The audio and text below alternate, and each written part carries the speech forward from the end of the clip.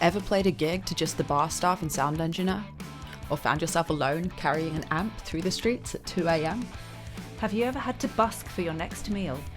Or do you find yourself awake at night questioning your life choices? Ever asked yourself, why the fuck am I a musician? Don't worry, you're not alone. And this is the podcast for you. I'm Hannah Pirana. And I'm Mishkin Fitzgerald. And this is Wingspan.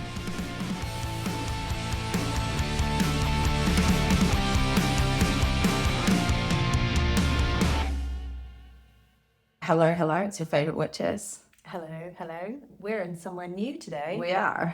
Yes. So the last couple of podcasts was me in Brighton, and these podcasts are Mission Spain. It's really hard. It's warm. There's loads of sun. You have to open the windows and put on sun cream. It's been an absolute chore. Such a chore. But anyway, here we are. I've just realised I'm wearing my own band t-shirt. Probably not the best look for a podcast, but never mind. We also look incredibly contrasting. Hannah's now getting really tanned. Yeah. And I'm just getting paler. Yeah, I'm like literally reflecting the sun and Hannah's just absorbing it. It's great. It's good. It's going to look very striking on stage over the next few years. We're going to get more and more intense. Which brings us to the title of our podcast. But before we do that, how are you, Miss Pirana? I am good. It's November now, and I feel like this whole year has been a whirlwind, and I'm starting to feel like the real fatigue from that. I've travelled like every single month this year. I've been away often for more time than I've been at home, and obviously done this big move, done a couple of big moves, had some big life changes, and I am feeling done about with the year. If you counted the countries that you visited this year alone, it would be absolutely insane. Yeah. And you've done the longest tour you've ever done. You've moved country, and you've had quite a few life shifts. You've not had any time to yourself. Yeah, I went from Brighton to visiting Dara's folks in Ireland, and then my parents visiting me here straight after. So, yeah, the worst thing of all. Oh my God. I know. So yeah, I'm all right, but I'm feeling that deep tiredness that comes from being apart from the routines I would like to be doing every day. And the problem is I don't foresee a month in the future either that's not going to be traveling. So yeah, I think I've just got to accept this is my life. But yeah, I am looking forward to maybe shutting down for a couple of weeks over Christmas. Yes. Yeah. And at least now you've done the big move to Spain. So every time you come back here, it will start to feel more and more like home, and you'll feel more rooted, hopefully. So it'll be like, oh, I'm coming home, rather than I'm just going to a new destination. Exactly, yeah. You know, at least your stuff is here now and you've unpacked, more or less. Yeah, exactly. So yeah, I can't complain. I'm loving my life. I'm loving my new life in Spain, but it's all a bit fast paced, for sure. Can't complain in Spain. We've just written a song. How are you? I'm good. I'm clearly quite hyper today. I am enjoying being in the sun after the UK is just miserable. I've had a great October. It's one of my favourite times of the year. I love Halloween, I love the leaves falling, and I love going for walks in Brighton, and it's been mushroom season, so I've been foraging like crazy and really just enjoying just being out with the trees where there's no one there. Just really absolutely love it. September was terrible for me mental health wise, so October felt like a real recharge, which has been lovely. So I'm doing good. Yeah.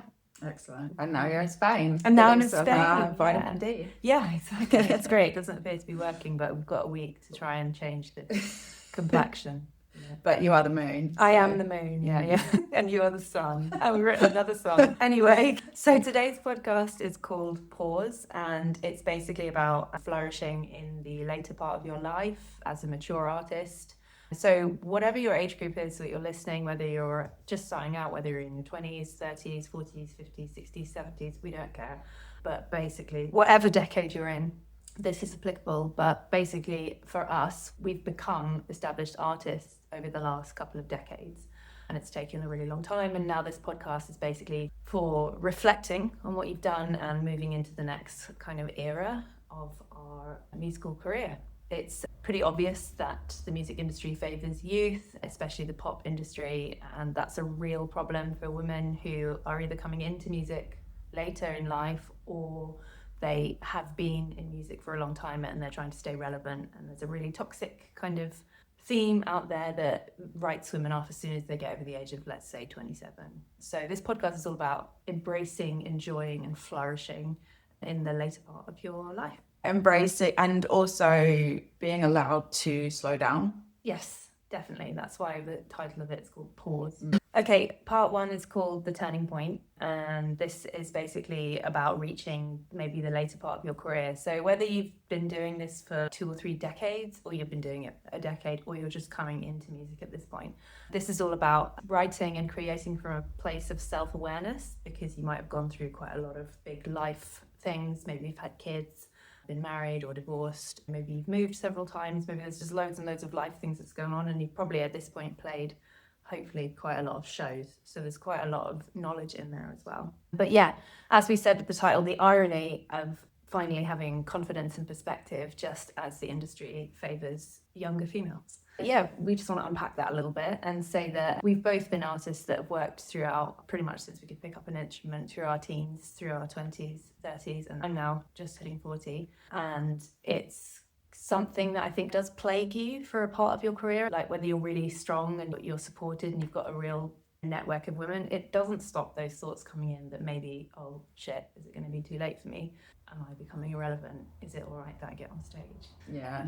Unfortunately, as you're hitting your peak musically and doing your best work, all of a sudden you feel like you've got an enemy working against you in the sense that you're aging. I think it can be really tough, and I think we're pretty lucky because we are surrounded by a lot of people who make us feel relevant. I think also the particular genres that Hannah and I have chosen are probably quite a lot more welcoming towards older females because it's the alternate scene, like people don't seem to be as ageist. But we're both singers, and we both know that is a huge deal when it comes to being seen with the spotlight on you on stage, especially as you do start to age. There will be certain people that just won't come to your shows because you're not young enough, and those are the kind of people that you don't really want as your fans anyway.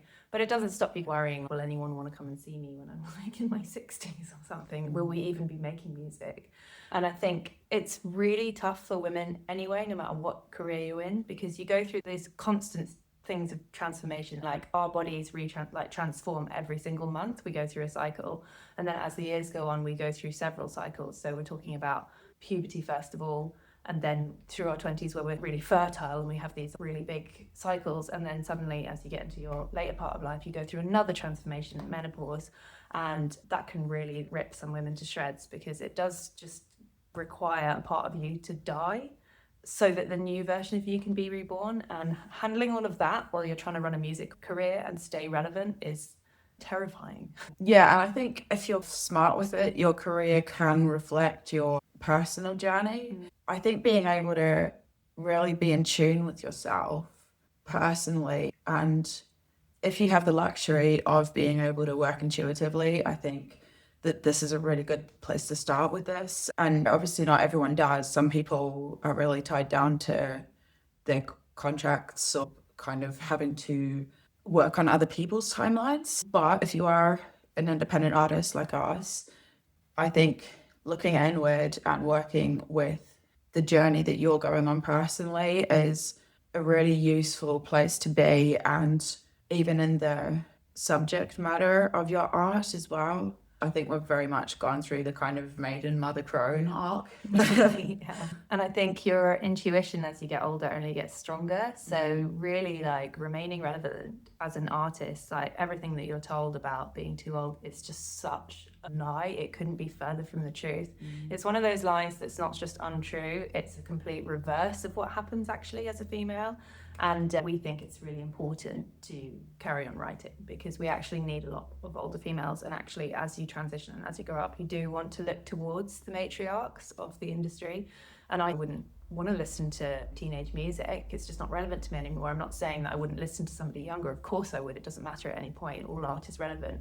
But I certainly would not be put off listening to an elder female because they just have so much to say. They've got a story. And I think like we're probably drawn to the characters that are in the books, in the fairy tales that are maybe a little bit off the beaten track, that they're the sort of recluses or the rebels. Those are the kind of characters that I think as you get older as a female you want to relate to. And there's a really like growing sense of rage as you get older of all the things that you've had to put up with as a female, and then when you come of age and you go past that young female kind of energy, and you just realize how much bullshit there is and how much you've had to deal with, and then you just get really angry. And then there's this like fire experience that happens. And I think from that, some of your greatest songs can be born. So I just think it's more important than ever for women at all ages of their careers to be writing. And as Hannah said, from their own personal experience. I love seeing females on Instagram sharing stuff. I know Halle Berry famously has been like sharing her menopause journey, and it's just really empowering because she's just so open about it. And I think the more of us open these doors and break these taboos, the easier it'll be for the next generation of females. They won't have to put up with as much bullshit, even though we know there'll be bullshit. So yeah, the long arc of the musician's journey is a beautiful cycle, and it shouldn't be erased at any point. I know that there was a woman in her 90s who was a student of Rachmaninoff who got signed to like the biggest classical label or whatever quite recently, and is writing compositions and performing. And she was in her 90s when her music career started. So just saying. So cool. So cool. I cut that out and stuck that to my like vision board one year. I was like, that is just so cool. Amazing. You know? So that, yeah, relevant at every single age. Don't believe the lies. So my personal journey, I feel, through my albums has been outward, then inward, and then I'm turning outward again, I think. That's beautiful. I love that.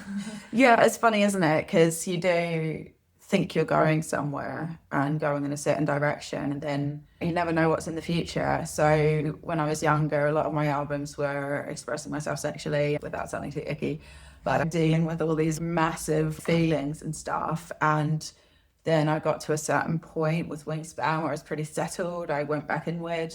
A lot of songs that are just, they're not about anyone. They're introspective, they're questioning songs. And then our next body of work for Hannah Piranha is again quite sexual, a bit provocative, a bit sexy, just quite outward.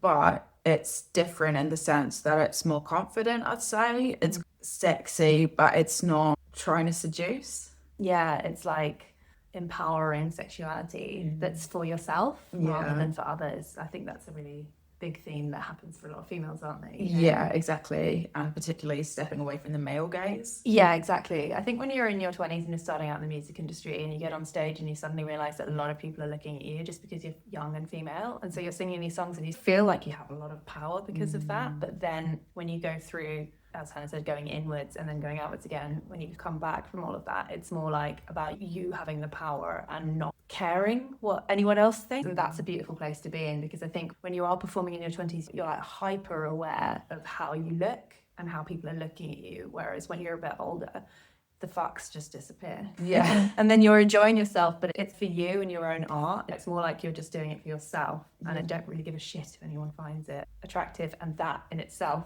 is so attractive.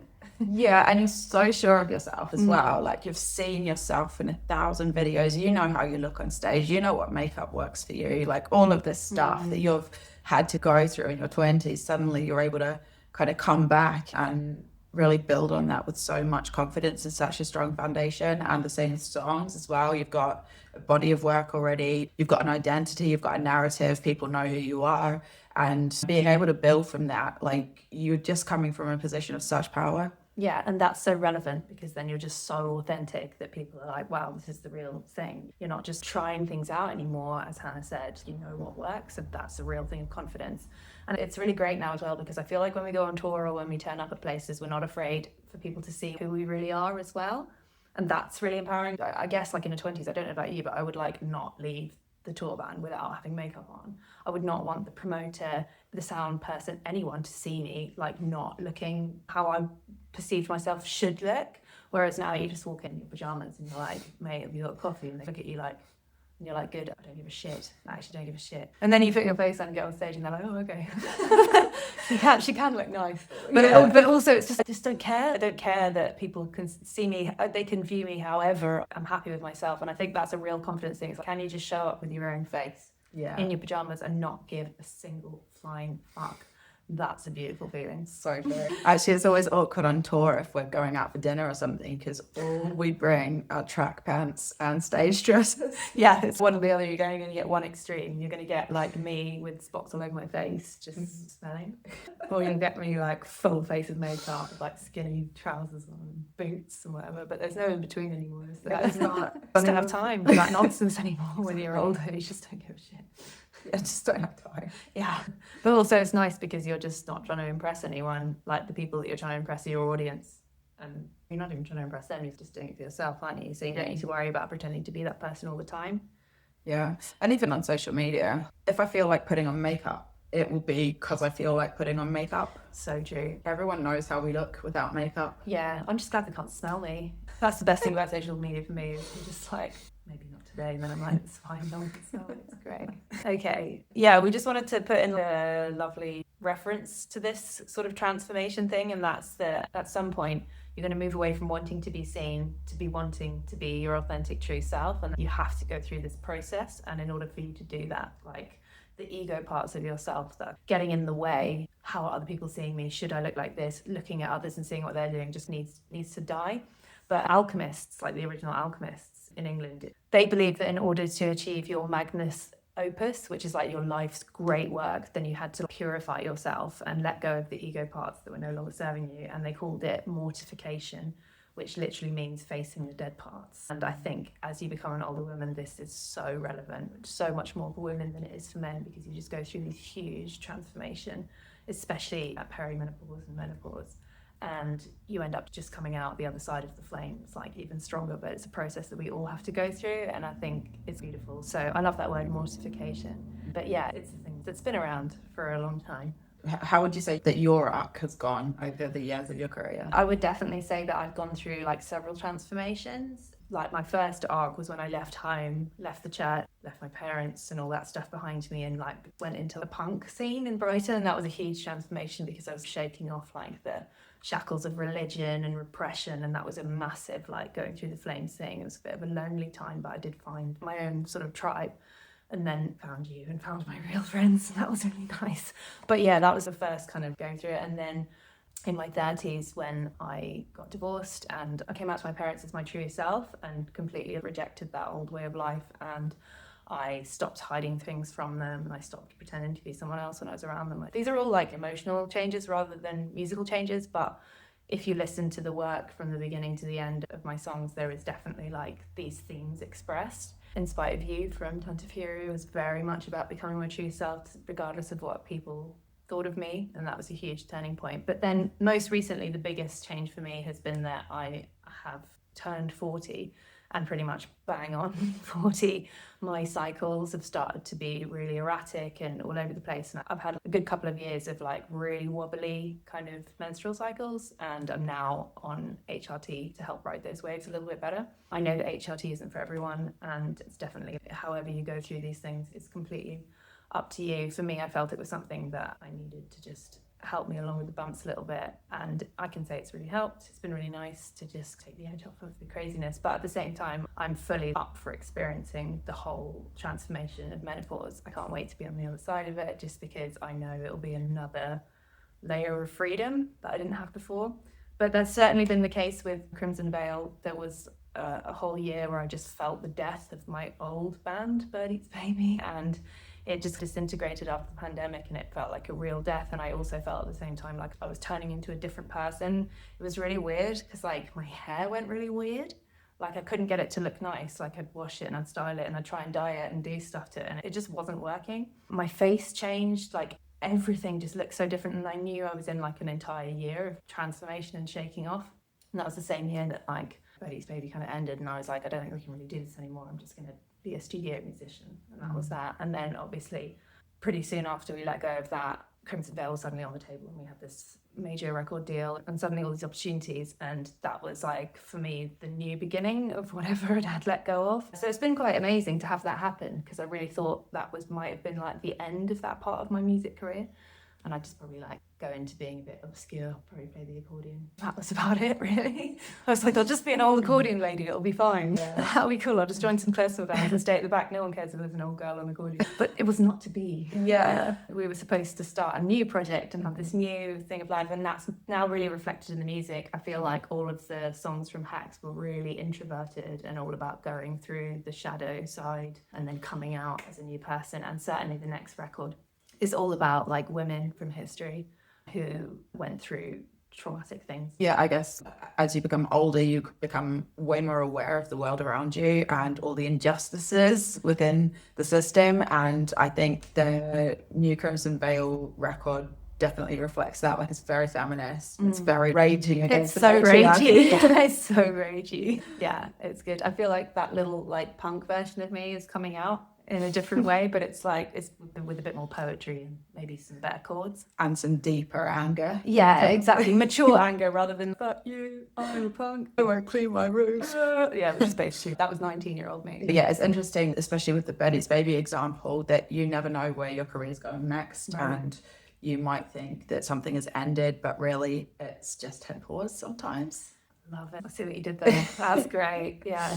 So true though. And I think sometimes you have to let things go. We talked about this on All on Black. Sometimes you have to walk away from the table and just be like, hit pause. Yeah. And sometimes that thing needs to end for the new thing to grow. And that's fucking terrifying. But like generally, as we've experienced when something like really massive and traumatic happens, it's because the universe is like shaking things up because it needs to reset you on a new plane that's a lot safer. Actually, there's a quote, I don't know who to attribute it to, but I just thought of, which is, your new life will cost you your old one.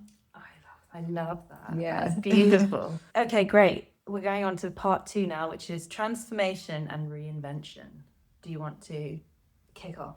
Yeah, so I wanted to actually mention a couple of artists that have completely risen from the ashes and reinvented themselves. And actually one of my favorite stories is Marianne Faithfull, who, as we know, was an absolute icon of the 60s. She was a 60s wild child. She was with Mick Jagger and I think maybe one or two other members of the Rolling Stones as well. And she was marketed, I think, by the record label as this innocent angel. I think one of her managers called her an angel with big tits. Well, yeah, and this is part of the problem. That's the most 60s thing ever. I know. Well, if we go from that, right, an angel with big tits, obviously a musician in her own right, but probably more famous for being associated with the Rolling Stones. And then what happened to Marianne Faithfull is she absolutely crashed and burned. She became a heroin addict. She was on the streets for years. And then about 10 years later, I think, she released her solo album, Broken English. I mean, I've always been such a fan of that. She's got this amazing song called Why to Do It, for example, which is one of my favorite songs of all time. But yeah, it's just interesting because this was 10 years later, and 10 years is a long time. And having a space of 10 years between a body of work is definitely enough to make an artist irrelevant, I think. The whole point of this story is that actually you never know where your career is going to take you, and you never know where all of the hard things that you experience in your life is going to impact your art the next time that you make something. And the fact that she suddenly became so relevant again later in life, I think it's a really inspiring story. It's amazing. I had no idea you loved Marianne Faithfull as well. We should explore that record because I actually don't know any of her work really at all. I don't listen to a lot of stuff from the 60s at all. So yeah, I would love to listen to that record. Yeah, I got a bit obsessed. When you get into an artist, you go full deep dive, don't you? Yeah. I just wanted to mention as well, Joni Mitchell is another example of an artist who's gone from being really massively famous to being a recluse. I think she spent some time living in a cave in Crete, just with hardly anything. And she's constantly gone into herself and then come outward. And she's had some really crazy stuff in her life. When she was 9, she had polio, and it basically meant that her right hand was extremely weak, and it really stunted her playing. And then her parents wouldn't let her play the guitar, so she had to play the ukulele. And she's constantly just gone through these really intense life waves where she's had to guide herself. And then she had a child out of wedlock that she had to give away essentially because it wasn't the time and she couldn't support them, and then was reunited with them 30 years later or something.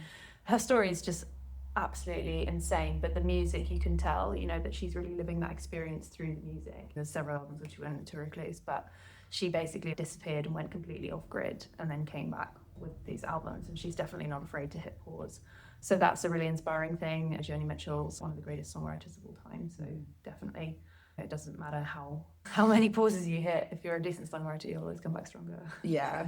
It's also worth mentioning some other artists. Kate Bush, a couple of years ago, she had a massive comeback, and it just goes to show if you've cemented that narrative and identity and you've done that work early on, I think that you can probably hit pause for as long as you like. Mariah Carey, Portishead. Yeah. Also worth mentioning Shirley Manson, who I don't really think has ever hit pause, but she's definitely an example of somebody who's happy to be herself and be her older self and stay relevant. And she's constantly doing posts on Instagram about how she's in her 50s and doesn't give a fuck, and how she's just always going to continue to be a punk and write music. And she's really cool. And I think also she only got into the music industry, I think her first hit was at the age of 29. That's right. Yeah. Yeah. So there's quite a lot of women out there who are doing it exactly as they should. Do you know what we should do? We should put a list together of women who have broken through later in life. That's a great idea. Yes. Okay. Because I don't know about you, but every age I got to, I was like, Blondie didn't make it until she was my age, and then I was like, Shirley Manson didn't make it until she was my age. And now you're like, maybe it's the 90-year-old fucking off player. It's fine, we've got till our 90s. It's okay. Like, we've got like decades more before like we're yeah. But yeah, I think we should do this. We should put together a long list of artists for every era. Yeah, who broke through at that era. Yeah, and it's just never too late to start doing music. Just unless you want to be what my partner Gary described as pedo fodder for the masses, which is essentially the pop industry. I think you'd probably be okay. Sorry, we should probably not put that in. No, we definitely should put that in. We always do. It's like, unless you want to be pedo fodder, like, just write tunes. That's what he says. And I'm like, wow, okay. Amazing. Yeah. Anyway, all these women show that transformation is definitely not a loss. It's an evolution. Your work deepens, your voice can change, your face will change, everything will change. And it's just beautiful to celebrate it at every stage of your career. And remembering that being able to be older and a musician and just being able to grow old is a fucking privilege that a lot of people don't get. We need to soak it up and make all the art before we're in our 90s. Now on to part 3, the luxury of reflection. So I feel like we're really privileged. As we said previously, we built up this empire. Yeah. And I feel like I'm at a stage in my career where I've lost that urgency. And sometimes that can be scary because you associate the urgency with the hunger. Yes, I know. Yeah. So sometimes I feel like, shit, am I going to just lose the hunger and get distracted with my busy life and slow down and not create anymore? But I don't think that's ever going to happen to us. I don't think so, no. And actually, when you look at the output of our work, there is so much already there that I think taking a bit more time with albums as you grow older is probably just normal. And actually, you'll just do it a lot better. Like, it was stressful. 20s was stressful.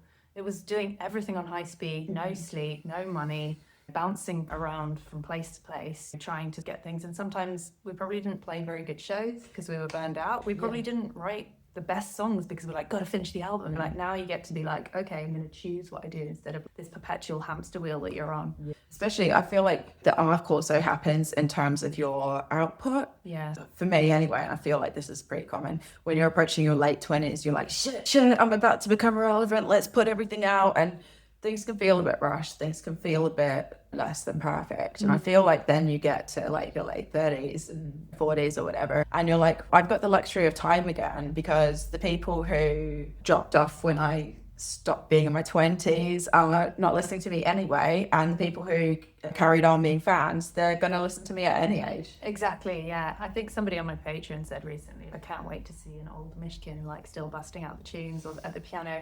I can't remember the exact quote, but it was really cool. That was great. Because I think I celebrated my 40th birthday online with them, and I was like, oh, hopefully I'll be writing until I'm in my 60s. And someone was like, can't wait to see old Mishkin like on the piano. It's like, great.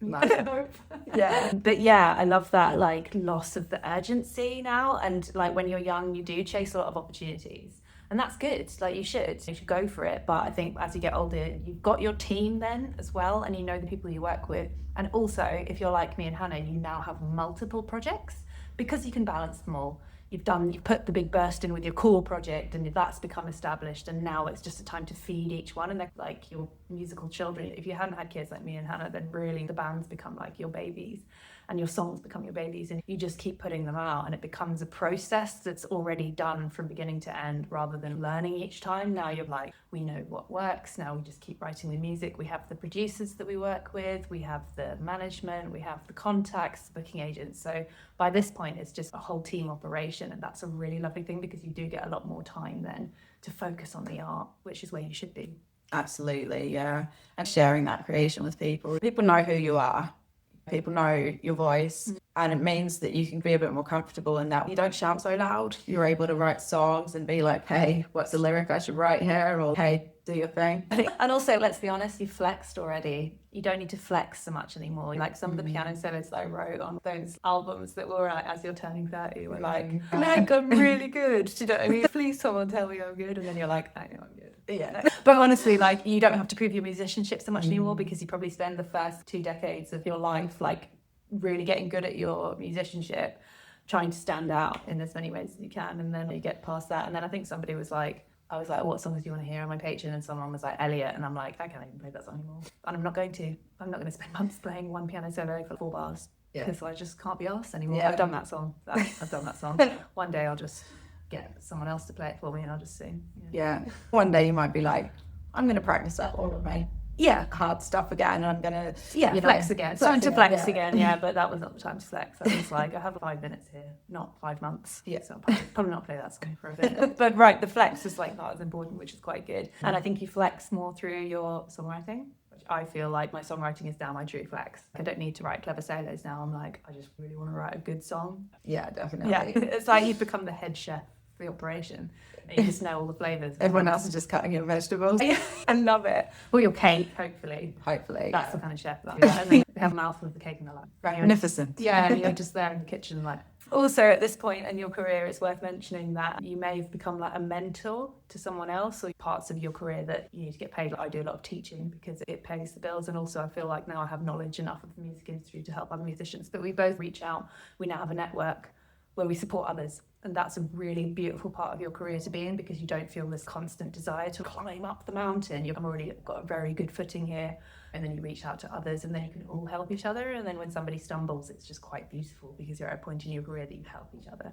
That comes with real maturity, I think. Yeah, absolutely. And just that feeling of giving back, it just stops you being so desperate to take. Yeah. I feel like this podcast has become a real way that I give back a bit. And obviously you've got your mentoring and your teaching, that's always a thing, and all of your collaborations and stuff. But yeah, I feel like when you focus on what you can give, and especially when you're at an age where you do have experience and wisdom to offer, I think, and mistakes to offer.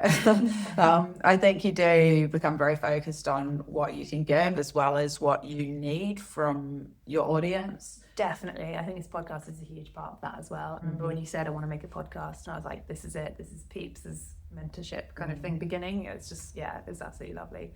And just not the need to constantly be in the spotlight and to be seen. I feel, for me personally, I just want to be a professional part of something. I don't mind what the role is, as long as I've got that role. I think it's really important for me, and that's probably how I want to stay relevant, is just to be in projects where I can support. I love that. The other really nice thing about it as well, I was thinking, is when you've got as many songs as us out there in the world, is they're all being streamed or being played or being seen all the time. And that's quite a beautiful feeling. So you know that when you're a little bit older, like the royalties are going to start to just creep in just that little bit more. So having a really big body of songs is really important. Like you don't want to stop at a certain point. You want to keep putting songs out, keep doing projects, and then you'll basically have such a huge body of work that your PRS checks will start to look a bit nicer, your royalty statements will look a bit nicer, and obviously your fan base will just grow without you having to try. And that can only come with a couple of decades of real work. So part 4 is staying relevant.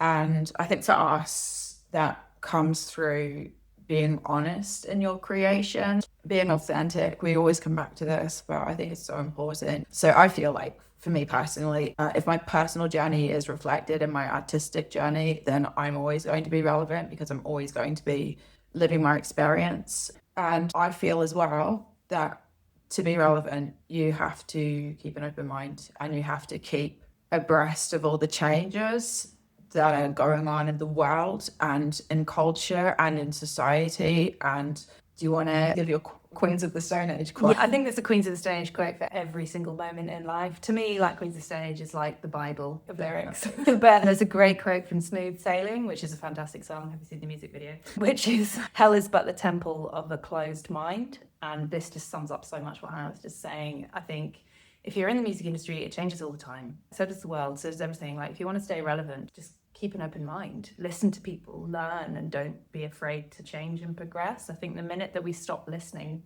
to new music, that's a bit of a danger zone for me. I always think if I haven't listened to a new album or discovered something, like, I'm always looking for new music. And I have heard a lot of people say that as they get older, they listen to less and they just listen to the same music again and again. And I think that's quite easy to do because you get a bit lazy. Maybe you don't want to be challenged as much.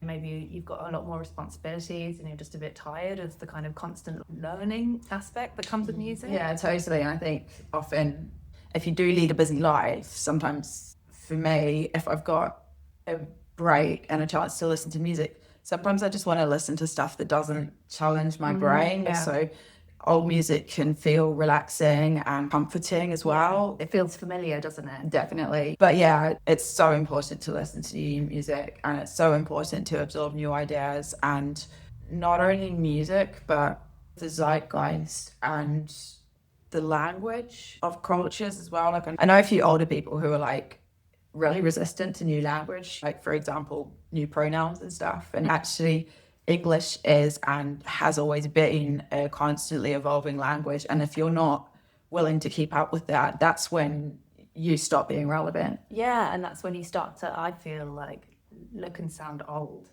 Like, I think a lot of people probably, and I'm not trying to big us up here, but I think quite a lot of people probably don't think we're as old as we are. You know, I mean, would you?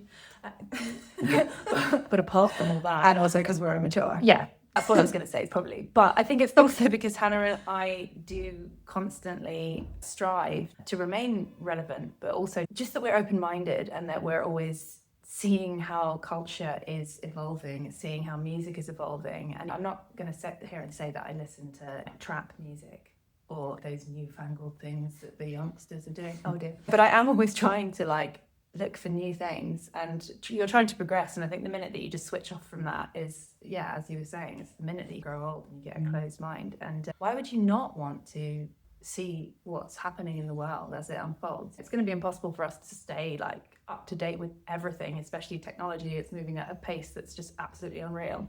We have trouble using our phones, but we're open to trying is the point. And I think that's really important. And I would say at this point as well that don't worry if you don't want to listen to new music, that's fine. Just keep looking for more music. Even if you're going backwards and you start listening to the 1940s jazz, go for it. But just, I think, challenging yourself musically and challenging yourself with people who maybe aren't that easy to be around is actually like quite a good thing. And I think if you're in the music industry, you're going to work with nutters. It's just part of it. We're the nutters. So to sum up, the first thing to remember is that you are relevant at any stage of your career. Don't believe the bollocks. You're even more relevant the older you get because you'll have more wisdom, more musical ability and a wider network of people and more experience. Yeah, and I think relevance is achieved through being authentic, being willing to evolve, giving back. Definitely. And in order for you to stay relevant and in order for you to make great art, you must transform, you must evolve, you must kill the old version of yourself in order for the new one to be born. So that's just a part of life. And if you can express that through music, then you're definitely going to help others that go through transformations as well. Growing old in music is not a bad thing. There's a lot of luxury that comes with it. The luxury of having a large body of work that you've already done, the luxury of having a team that you've built up over the years, trusted friends, and the luxury of already having music out there that's just working while you're not, essentially, and learning how to write better songs as you get older so you're able to hit pause. And that's a really like luxury thing that I certainly wouldn't want to go back and do my 20s again. Like, I definitely don't want to go back in time. You could have paid me £1 million to be back in my 20s. Yeah, fuck that shit. I am so happy where we are right now. We just need to constantly remind ourselves that we're relevant and definitely help others that say it's okay. You're turning 30, it's okay.